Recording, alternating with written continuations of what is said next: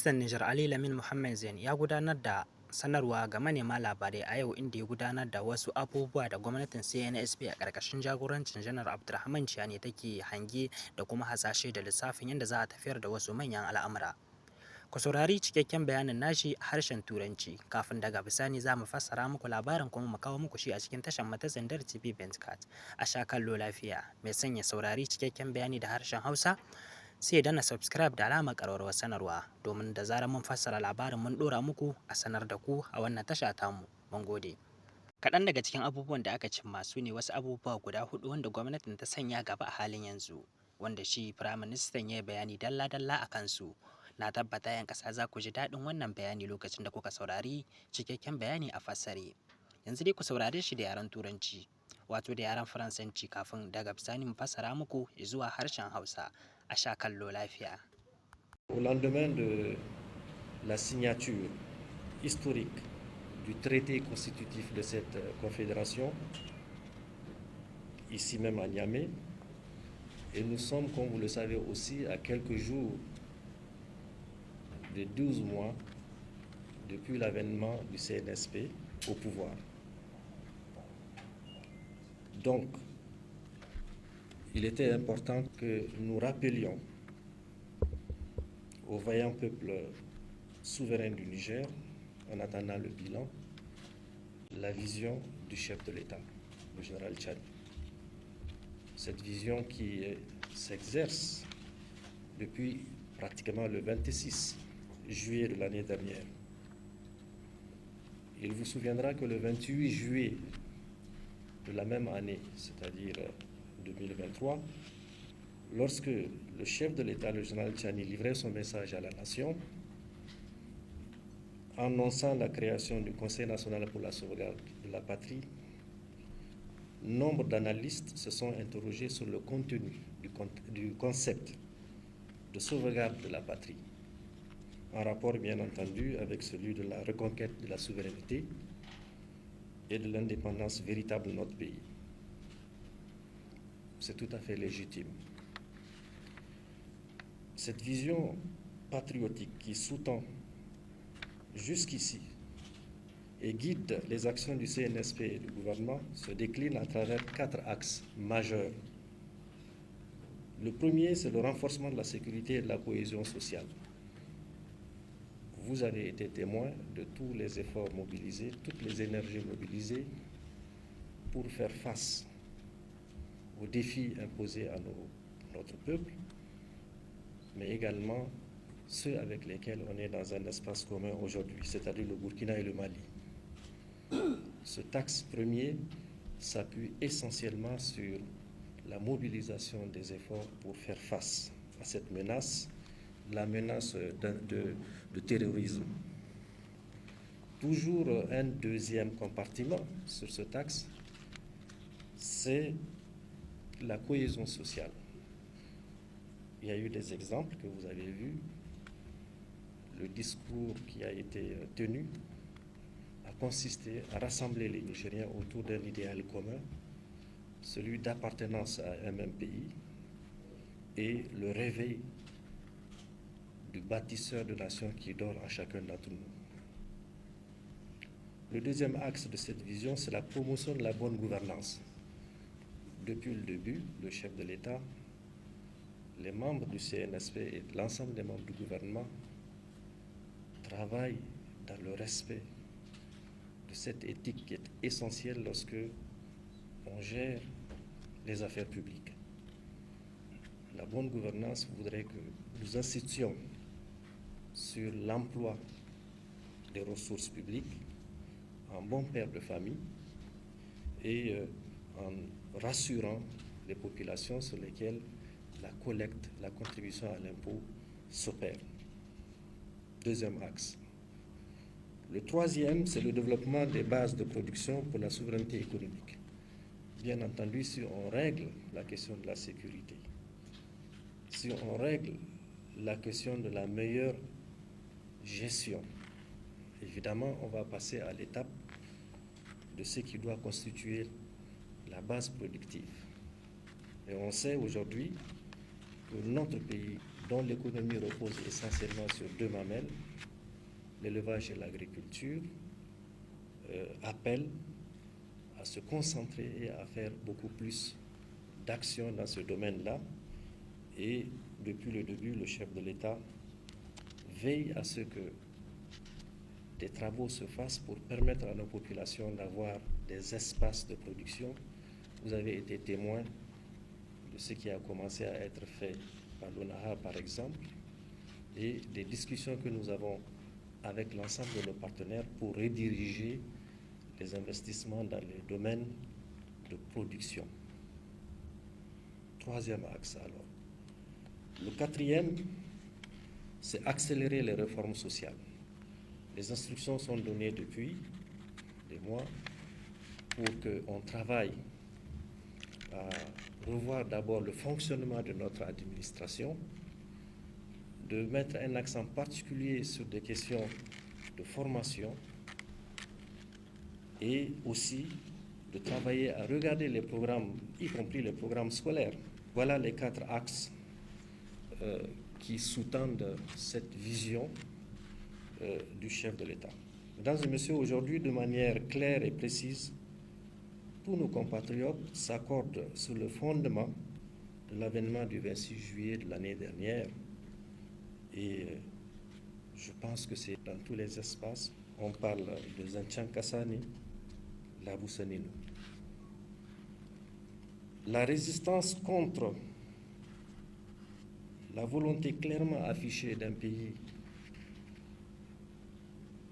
appelé la France a rétabli l'ordre ancien, a été incontestablement le facteur déterminant qui a cimenté l'adhésion massive, exceptionnelle et franche des populations de toutes nos contrées aux idéaux du CNSP et à la vision du président. Vous avez tous été témoins de la formidable mobilisation autour de la base aérienne, nuit et jour, pendant de longues semaines, jusqu'à ce que notre pays soit libéré de cette présence qui n'était pas la bienvenue. Ça a été un facteur, évidemment, de rassemblement de nos populations. Alors, il est aussi important de dire que face à l'embargo inique, injuste, criminel et irresponsable, jamais imposé à un peuple, que la CEDEAO a infligé à notre pays, le peuple nigérien sous la conduite du chef de l'État, le général Tchani, est resté digne et déterminé. Digne et déterminé. On n'a jamais vu les Nigériens quitter leur pays. En tout cas, ceux qui aiment leur pays sont restés pour faire face à cette épreuve douloureuse. Une telle posture a bien évidemment suscité l'admiration de tous les pays épris de paix et de justice, particulièrement auprès de la jeunesse africaine. C'est également sous les faisceaux de cette vision que le gouvernement a travaillé sans relâche pour assurer le fonctionnement régulier de l'État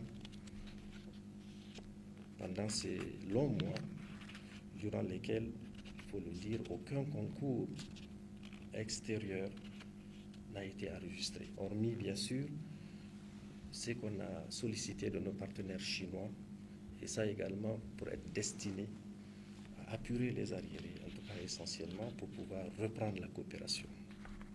Preuve s'il en est qu'une gestion rigoureuse de nos ressources peut et doit nous éviter de tendre la main et nous permettre de concevoir par nous-mêmes et pour nous-mêmes nos objectifs de développement en ayant comme priorité la satisfaction des besoins fondamentaux des populations.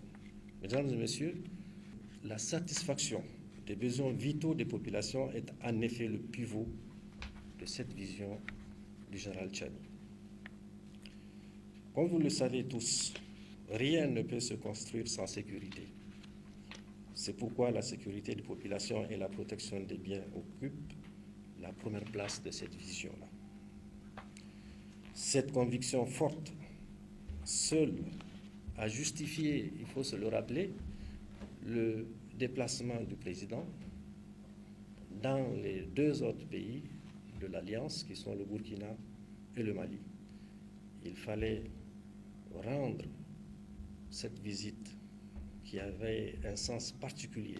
N'oublions pas que ce sont les deux premiers pays qui ont mis en garde la CEDEAO, soutenue par la France et qui avait l'intention d'attaquer notre pays. Ces deux pays ont clairement dit que leur armée était à la disposition de la nôtre pour qu'ensemble nous puissions faire face à l'agression qui était quasiment à nos portes. On se souvient d'une des phrases la plus importantes que le chef de l'État a prononcée en parlant l'aspiration d'une zone, de faire du Sahel d'une zone de paix et de prospérité. C'est extraordinaire.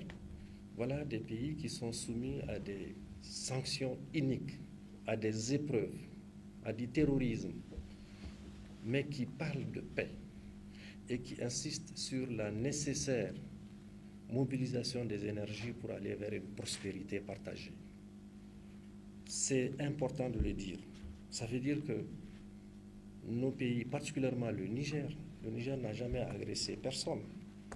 Malgré toutes ces épreuves qu'on nous impose, le chef de l'État et nous derrière lui et l'ensemble des peuples nigériens travaillons à ce que la paix revienne, à ce que nous puissions travailler pour mettre en valeur nos richesses et qu'il y ait une croissance redistributive forte et durable.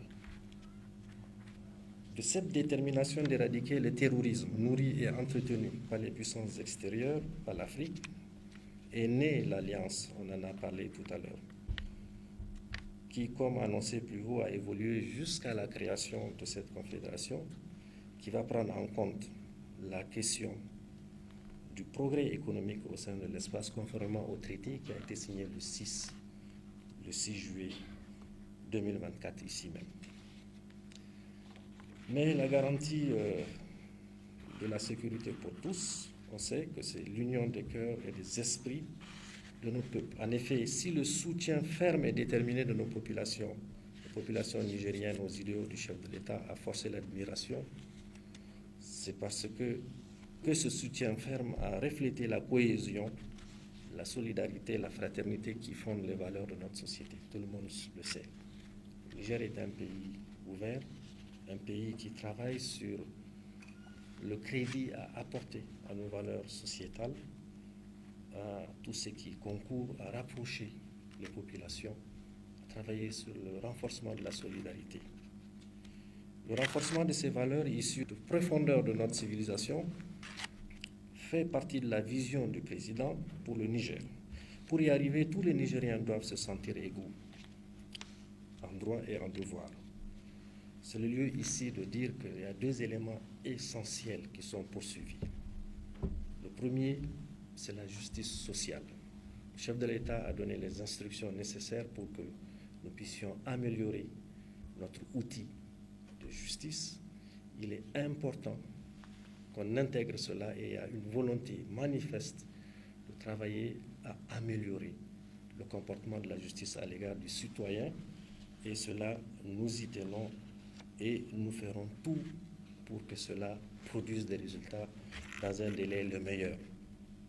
Et le deuxième point important, c'est l'emploi honnête, intègre, propre des ressources publiques.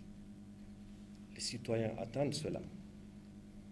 L'argent public étant sacré, il est indispensable que tous nous nous mettions ensemble pour que le moindre franc mobilisé soit destiné à l'objectif pour lequel le peuple a consenti son prélèvement. Donc, la justice sociale, la bonne gestion de l'argent public sont des objectifs sur lesquels nous travaillons avec conviction. Et nous demandons à Allah subhanahu wa ta'ala de renforcer notre foi, nos énergies pour y faire face. C'est dans la transparence et la rigueur que se dessine un avenir brillant, où l'argent public, comme on l'a dit, est investi avec sagesse et responsabilité. Quand on a la responsabilité de gérer l'argent public, il faut être à la hauteur, parce qu'on finit toujours par rendre compte, d'abord ici-bas, mais devant Allah subhanahu wa ta'ala. Permettez que je cite une phrase que le prophète alayhi salatu wassalam aimait bien à souligner. Il a dit kullukum ra'i wa kullukum ra'in mas'ulun an ra'iyatihi. Chacun d'entre nous est un berger à qui on demandera des comptes sur ce qu'on lui aura confié. La gestion des ressources publiques, elle doit reposer sur la sagesse, sur la responsabilité, sur la crainte, également sur l'imputabilité et la redevabilité. C'est un point sur lequel la vision du chef de l'État repose et nous travaillons en tout cas, puisque nous envisageons, nous sommes à la porte de la mobilisation plus importante des ressources pour un travail pour les populations. Donc c'est le moment où nous devons nous armer pour y faire face. À cet égard, il y a lieu de souligner que la reprise intégrale de notre coopération économique et financière, bilatérale et multilatérale, dans le respect de notre nouvelle approche de partenariat, nous commande de retrousser davantage les manches pour travailler et bâtir un Niger nouveau. Nous avons, comme vous le savez, consacré plus de 8 mois, voire 9, 10, pour convaincre les partenaires qui ont décidé de suspendre leur coopération à reprendre, pour que les ressources qu'ils assurent, qui ne sont pas exclusivement des dons, qui sont des prêts, donc que notre peuple va rembourser, que toutes ces ressources puissent permettre de faire des investissements pour un Niger prospère. Donc, c'est important de le dire, et avec tous ces partenaires, nous révisitons les différents accords pour tenir compte des priorités actuelles, pour tenir compte, en tout cas, de ce que nous devons faire pour que ça atteigne les populations. Donc, c'est le moment de renforcer, de remobiliser les énergies pour le travail bien fait, par lequel nous devons arriver à construire une nation forte et prospère pour le bien-être de tous. Ce qui nous vaudra le respect dans un monde où les enjeux géopolitiques et géostratégiques s'affirment avec acuité. Vous avez dû le voir, le choix de cette voie a amené, en tout cas chaque fois nous le voyons en faisant des sorties à l'étranger, comment cela suscite la sympathie à l'égard de notre peuple, la sympathie à l'égard de ce combat que j'appellerais un combat de juste cause. Et là-dessus, il va sans dire que si nous allouons après cela la mobilisation, la foi, la détermination au travail, il est évident que le respect ne sera que renforcé. À cet égard, la vision du chef de l'État nous invite donc à poursuivre le libre choix de nos partenaires de manière à promouvoir des relations gagnant-gagnant sans exclusive, et cela en nous fondant sur les seuls intérêts de notre pays. Tous les ministres, tous les membres du CNSP qui engagent des discussions avec les partenaires ont comme boussole les seuls intérêts de l'État. Et là-dessus, ce message est particulièrement bien perçu par tous nos partenaires. Et on s'en sortira, Inch'Allah, parce que le travail, la mobilisation des énergies, les richesses que Dieu, subhanahu wa ta'ala, a enfouies sous nos pieds sont énormes. Aujourd'hui, si vous prenez des références, certains pays qui ont connu une croissance économique qui leur a permis d'être des pays émergents, en général, c'est à partir d'une ou de deux ressources tout au plus. Allah subhanahu wa ta'ala nous a donné plusieurs ressources aujourd'hui rares. Donc c'est le travail qui va nous permettre effectivement de les mettre en valeur et d'aller vers la construction de notre nation. La formation d'un citoyen nouveau, pétri de patriotisme, bien éduqué, bien formé, bien soigné, est un des points essentiels de la vision du chef de l'État pour un Niger uni. Donc, dans l'atteinte de cet objectif essentiel, notre pays est en train de recouvrer sa souveraineté, comme vous le voyez bien, dans l'exploitation de ses ressources naturelles, le choix de ses partenaires stratégiques et la définition de ses orientations politiques, et à même de renforcer son indépendance nationale véritable. Nous avons été, comme vous l'avez vu, sans complexe, en mesure de choisir nous-mêmes, par nous-mêmes et pour nous-mêmes, des partenaires stratégiques pour aider le pays à se construire. C'est un choix vraiment qu'il faut regarder comme étant une détermination des Nigériens et sur également la nécessité pour nous d'exercer notre souveraineté sur nos ressources. Vous avez été témoin aujourd'hui du retour de certaines concessions qui, pendant une cinquantaine d'années, étaient hors du pays, revenus dans le domaine public de l'État. Ça fait partie de cette vision et c'est avec des partenaires honnêtes, crédibles, que nous engagerons des discussions pour leur mise en valeur. Il faut dire qu'il n'y a aucune espèce d'animosité, y compris vers ces pays avec lesquels nous nous sommes séparés. Ces pays, si demain acceptent de nous respecter, de respecter nos priorités, de respecter notre peuple, eh bien, il n'y a rien qui puisse empêcher que, dans le respect de nos intérêts, nous puissions nous retrouver. Il faut le dire, la vision du chef de l'État cadre parfaitement avec les aspirations réelles et profondes du peuple nigérien. C'est à cela, c'est ça qu'on était en train de dire. On a vu la mobilisation accrue des Nigériens. Le président porte cette mobilisation, porte cette espérance, cet espoir.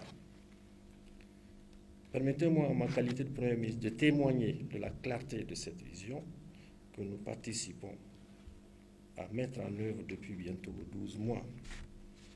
On vous en donnera copie et nous insistons particulièrement sur ce point car l'administration, cheville ouvrière de mise en œuvre de la politique gouvernementale, doit rompre avec toutes les pratiques qui ont semé la désolation et ruiné notre pays. On l'a dit un peu plus haut, nous devrions nous remettre au travail et les Nigériens sont capables de le faire et Inch'Allah, ils le feront. La reconquête de notre souveraineté et l'affirmation de notre indépendance véritable doivent être la ligne de mire de tout serviteur de l'État, quel que soit le niveau où il exerce. Le serviteur de l'État, il doit se dire qu'il gère le bien de la collectivité. Il est appelé à rendre compte un jour. Et quand il pose les faits et gestes, il le fait d'abord pour lui-même, pour sa famille, pour son pays, et pour celui entre les mains duquel se trouve l'âme de chacun d'entre nous. Parce qu'en tant que croyants, nous savons que nous devons un jour rendre compte. Il est demandé à toutes les autorités déconcentrées, évidemment, de travailler à faire mieux connaître. Et plus tard, il y aura un bilan et le cabinet du chef de l'État rentrera dans les plus importants détails, mais il était important que nous puissions vous en faire aujourd'hui la présentation. Pour terminer, j'invite l'ensemble de nos compatriotes à bien s'imprégner du contenu de la vision du chef de l'État pour un Niger nouveau, afin qu'ensemble, nous léguions aux générations futures un pays prospère en paix et entretenant avec ses voisins et le reste du monde des relations de fraternité et de solidarité. Nous n'avons jamais, comme je l'ai dit, agressé personne. Notre souci, c'est d'entretenir les meilleures relations avec tous les peuples épris de paix, en particulier nos voisins. C'est très important de le dire, c'est la seule voie par laquelle nous pourrions ensemble construire les bases d'un développement, d'un progrès économique et social pour notre pays. Qu'Allah subhanahu wa ta'ala bénisse le Niger et son peuple, qu'il nous assure une paix durable, une sécurité pour tous et une prospérité